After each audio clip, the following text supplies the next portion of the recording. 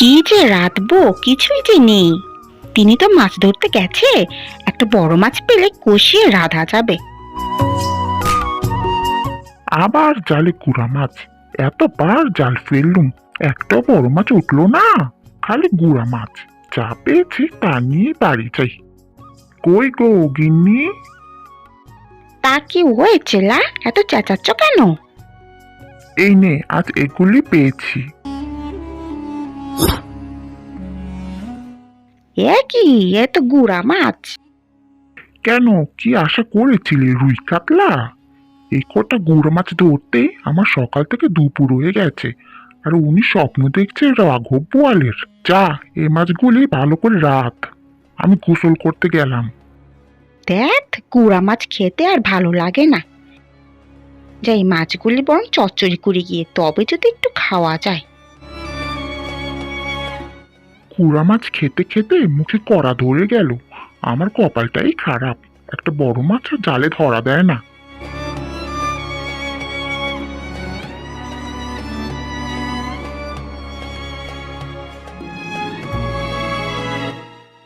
পাশের বাড়ির দিদি বোধহয় মাংস রাঁধছে, আর আমি রেঁধেছি গুড়া মাছ। সবাই কত ভালো ভালো খাবার খায়, আমাদের কপালে কি একটু ভালো খাবার জুটবে না? হ্যাঁ গো গিন্নি, এক বাটি চেয়ে আনো না। চাইতে গেলে দেবে ভেবে চাও, মুড়ো ঝাঁটা দিয়ে বিদেয় করবে। কোথা থেকে যেন সুস্বাদু খাবারের ঘ্রাণ ভেসে আসছে।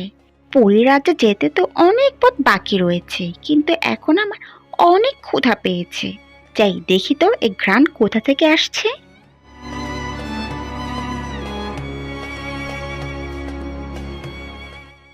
এই বাড়ি থেকেই আসছে। এই তো সে সুস্বাদু খাবার।